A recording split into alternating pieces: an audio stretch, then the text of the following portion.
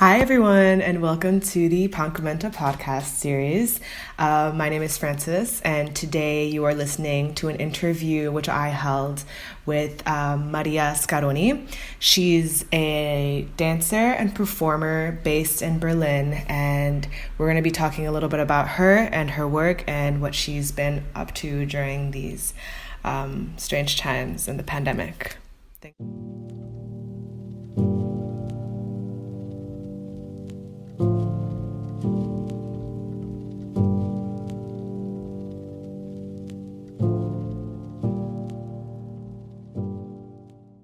My name is Maria Scaroni, and I was born in Italy. I live in Berlin since 15 years, and I am a dance artist. So, I come from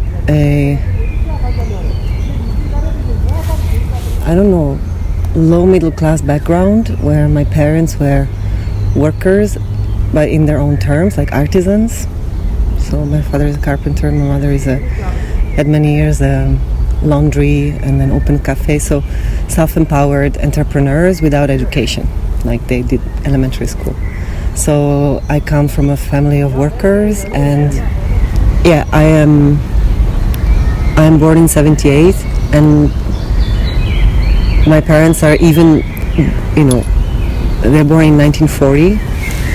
And I was raised with this idea of progress, or at least a relationship to work and activity and growth. That is, if you put more, you'll survive, you'll make it. So a relationship to survival, and how this doesn't go together anymore. Mm-hmm. So, and then when I heard the undergrowth and this idea of what lives, not the tall trees and not what's like underneath the soil.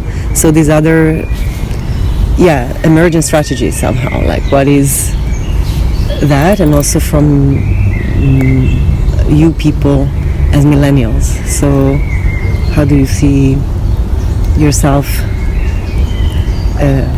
growing? I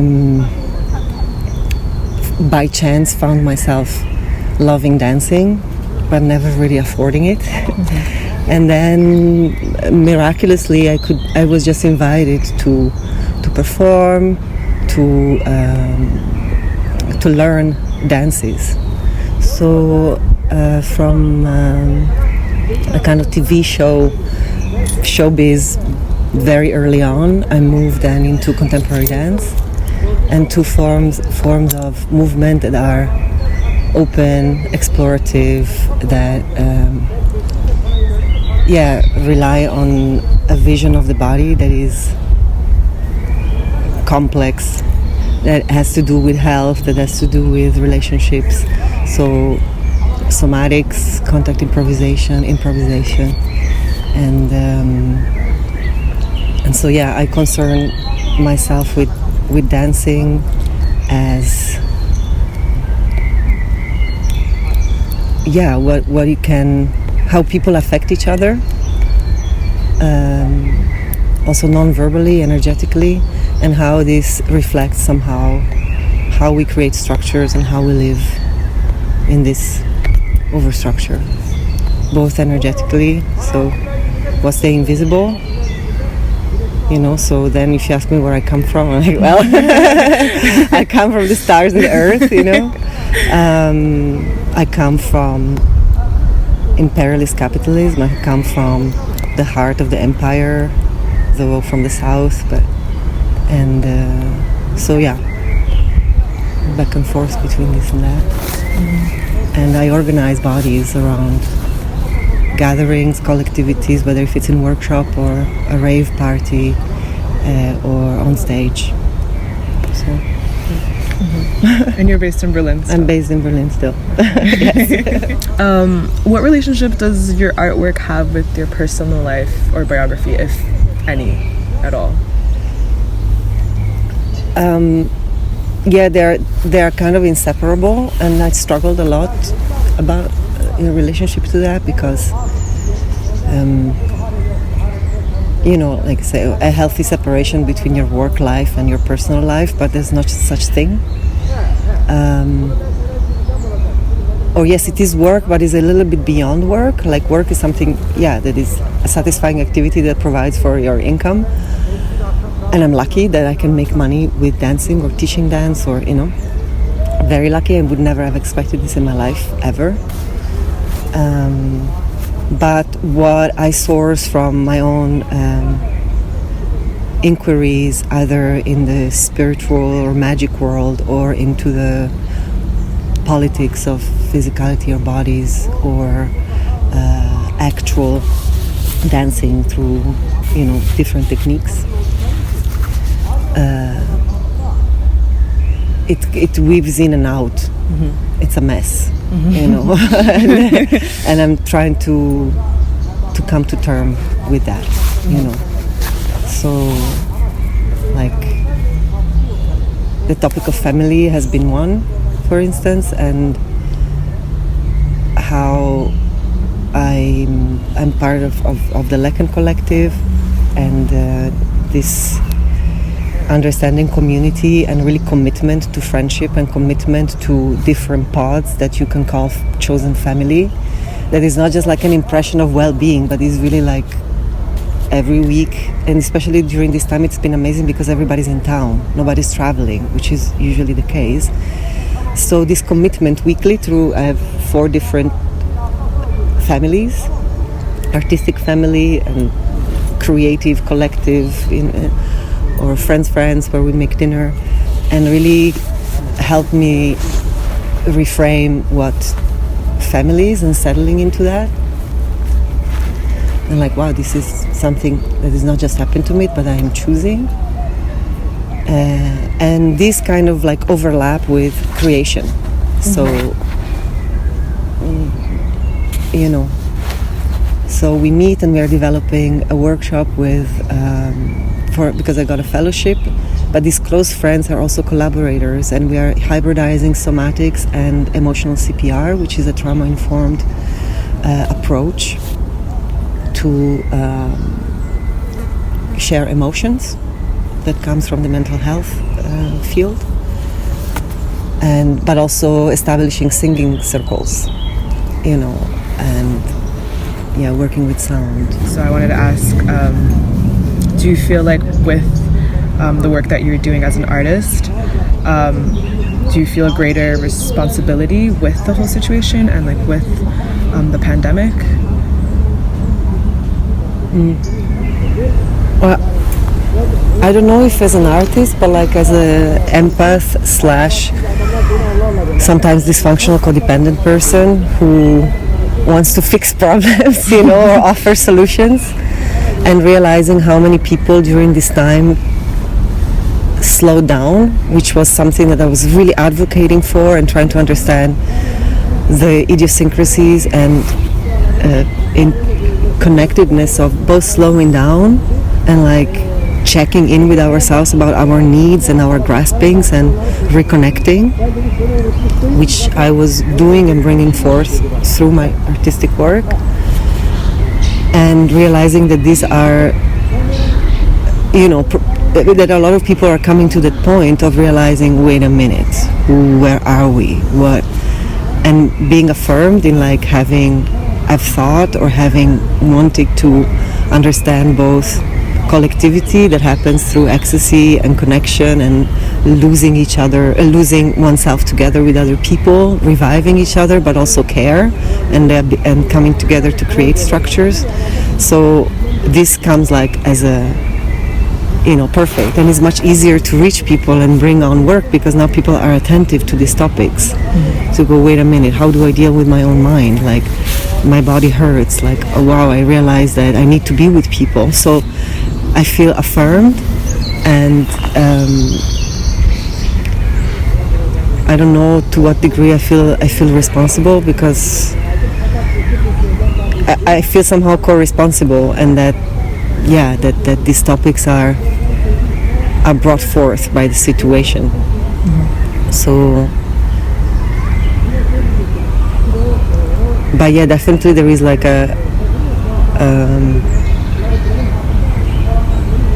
a question about, but that I was already a little bit involved with, is like, well, what kind of art are we making right now, and what is the necessity of creating artworks, you know, and what are the conditions.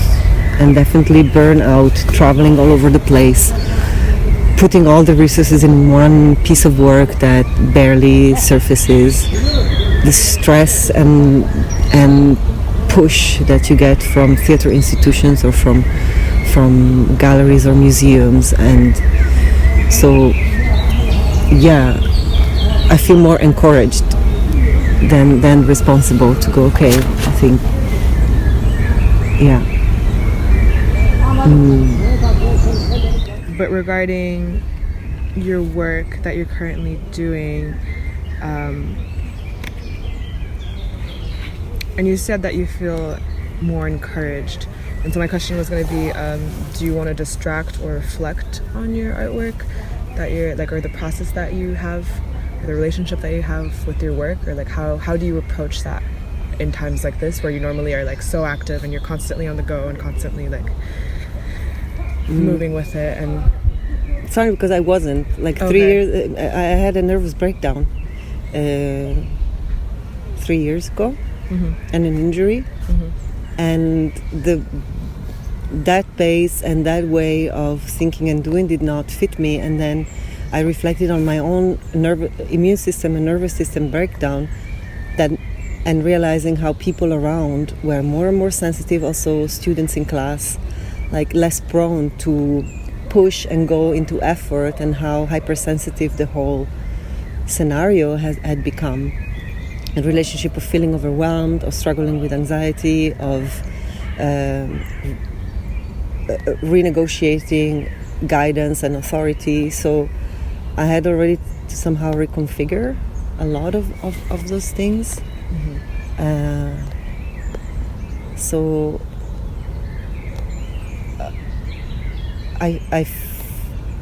something around sickness that, though it's painful and isolating and full of doubts, brought forth another way of saying yes and no for me already some time ago. And it's not because of the situation now that you're able to see it, but it's already somehow it came true as a wish, but now I feel it's like not really a wish come true, but something about like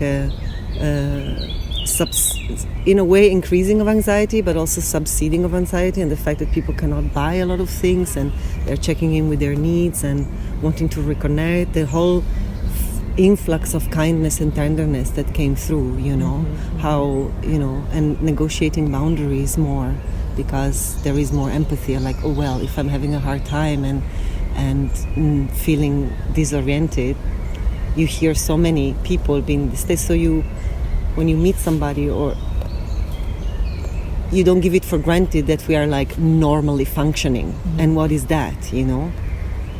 So I feel more affirmed in that vulnerability and in that questioning. Like, it doesn't make any sense to rehearse from 10 to 6 days a week. It doesn't make sense to not have time for digestion, you know? It doesn't make time to hyper activate and then unplug and like, let me out of here, like intoxicate, or like this, all of this is not right. So something about that. And if it takes a virus, like, I don't remember where from, but like there was an article and the title was like, the virus is not a sickness, or it's not a something bad. I have to send you, but it's a relationship. So so I feel that actually now I can have the conversation that I was like fighting for having, and I don't need to fight now. It's there, it's happening. You know, and just allow it to happen. And this is more of like a random question, but what have you been doing? Like, what have you been reading or watching or listening for the past weeks? I have been pursued like a healing journey already from before the quarantine because of initiated by a big breakup, and I started training seriously, like mindful practice. So I did an online course, and then settled in deeply into mindfulness. So following Buddhist teaching, following Buddhist psychology from Tara Brach, Jack Kornfield, and Pema Chodron mainly. So that's been a lot of my day, and journaling. So you meditate and you journal, you meditate and you journal. And then I discovered, I went through notes, like basically my life is incredibly rich, but sometimes there is not enough time for digestion. So last year I took a workshop with Keith Hennessy and Michael Morris. Keith is a choreographer and activist from San Francisco, a friend of mine for many years. And Michael Morris is they are trans astrologer, also dance artist and energy worker. And they did this workshop last year called The Spiral of Fortune that intersected witchcraft and activism. And they were so generous and they gave so many resources, and one of them was How to Survive the End of the World, this podcast by the Brown sisters. And I have to say that this track of black feminism kind of opened a lot of curiosity. So I kind of stalked a little bit the threads that they bring up so many resources. So this one that I shared with you was a conversation with Alexis Polingams. And so I've been reading her poetry. And then another thread connects to healing justice. So there is a podcast called Irresistible that I've been listening to. And understanding basically what I think I already do with the body and approach to movement and anatomy and, dancing. But how this whole context of generative somatic is articulated. So I've been listening and watching and trying to understand that part. So this has been some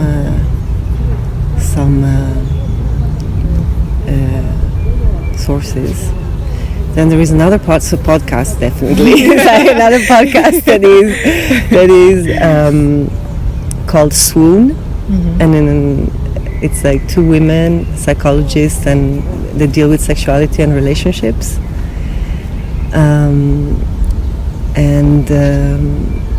And then a lot of listening around healing trauma.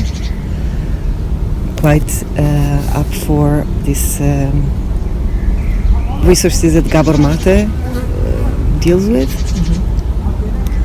So kind of weaving a lot of different, trying to understand what's the intersection between healing and art making. So I've been using the time to learn. It's like a quarantine school. Learn, yes, because also also as a dancer I never went to school. So I don't have a certificate that says I'm a dancer or anything. But I have incredible friends, incredible networks, so I'm just like resourcing from all the people around me and following those threads and taking notes and And I've learned to sew though. I got a sewing machine for free from a friend. Wow. So that's the other thing, because I can get so much in my head and then I go dancing, but then doing things with my hands really help. Yeah. So I am doing things with the sewing machine. Doing things with the sewing machine. I made masks for everybody in my community. I was gonna ask, Already a month and a half ago. I was like, in Italy they're telling me that masks are relevant. So we have great masks. Now I'm making sheets and covers and. You can also make your own clothes. Exactly. Yeah. I'm patching all the brands on my clothes. I haven't done this yet. Patches is my thing. Put a patch on it, Put a patch on the logo or something. Make it your own. you were teaching at BCB this semester, and one of the ways we were able to connect with other students was through one of your practices that you gave us, the Techno Dress. Yeah.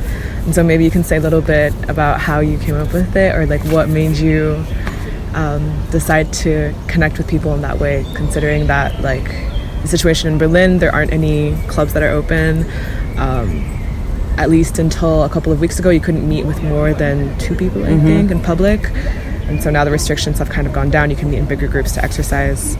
How would you kind of encourage others to do their own techno drifts if they can? Or like how can you promote dance in the city where it's not really possible yet for it to happen? Yeah.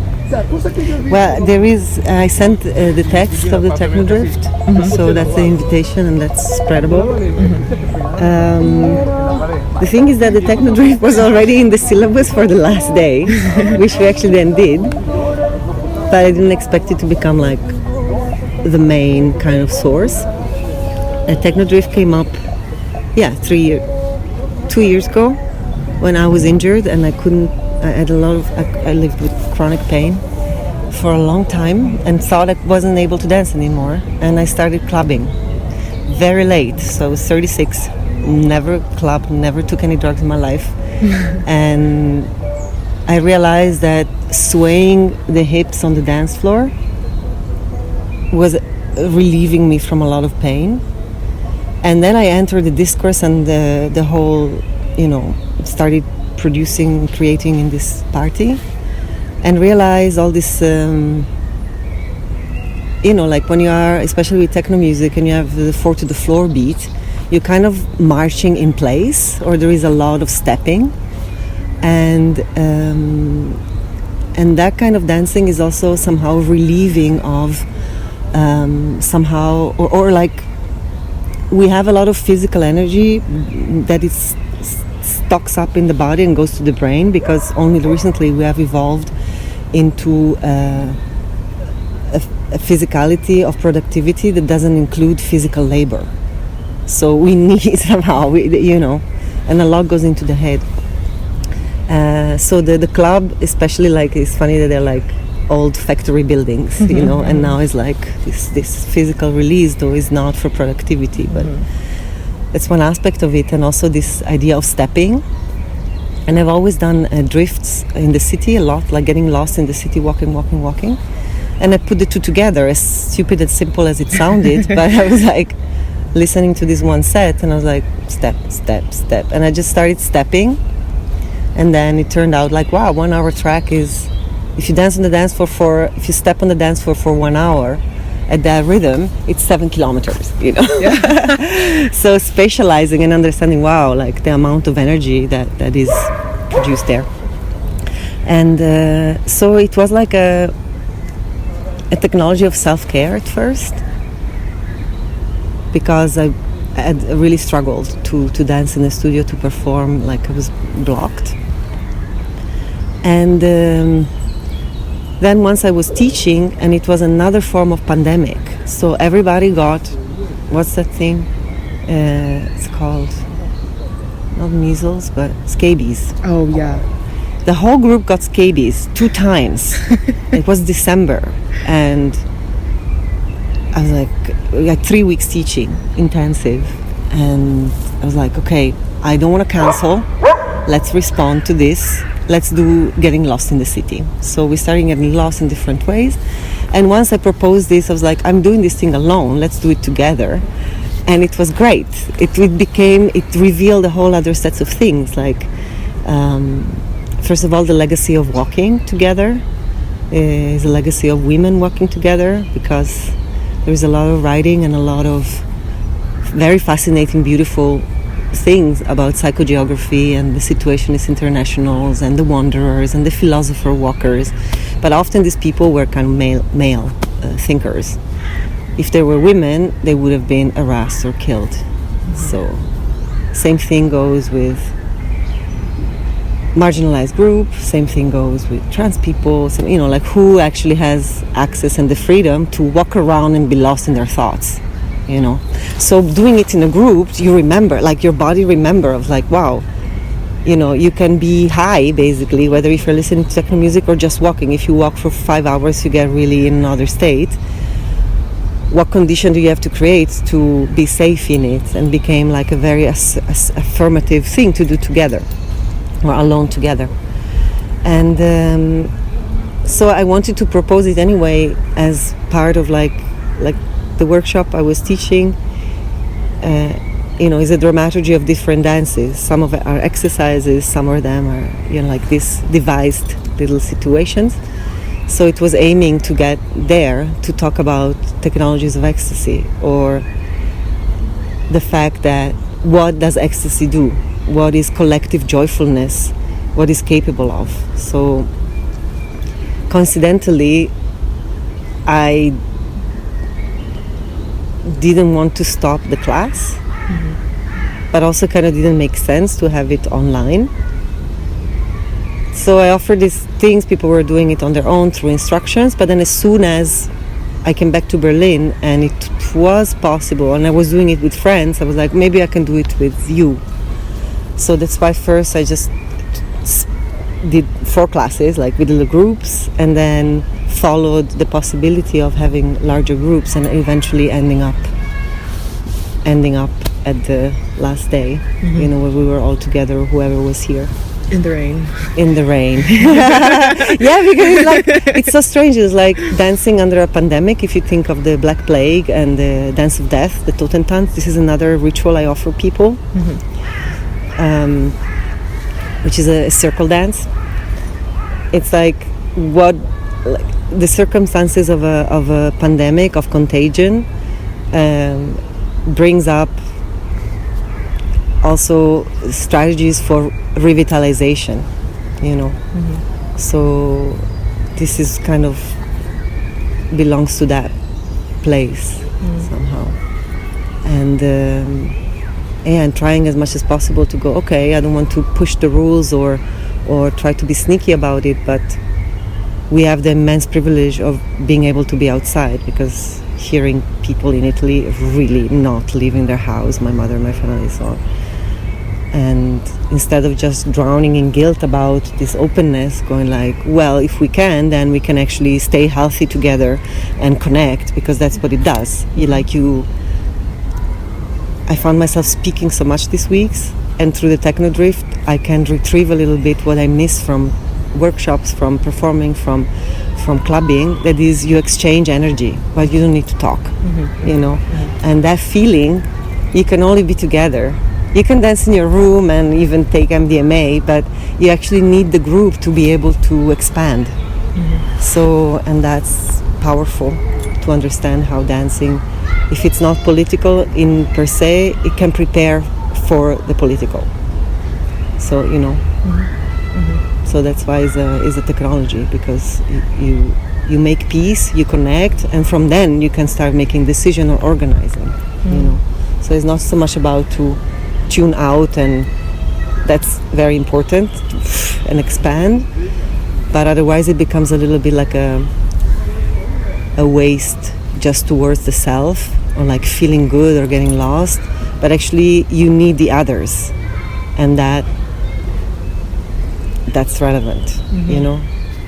It's different. You see people like in clubs, or even when we did the Techno Drift, somebody going off in the bushes and having like, whoa, a kind of a intense moment on their own.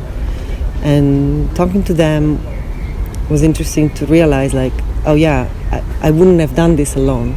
But the fact that you people were there holding the ground, allowed me to take a moment, So, and that's, it's interdependence. Yeah. You think you can do it alone, but it's not. Yeah. So healing or transforming, you can only do together.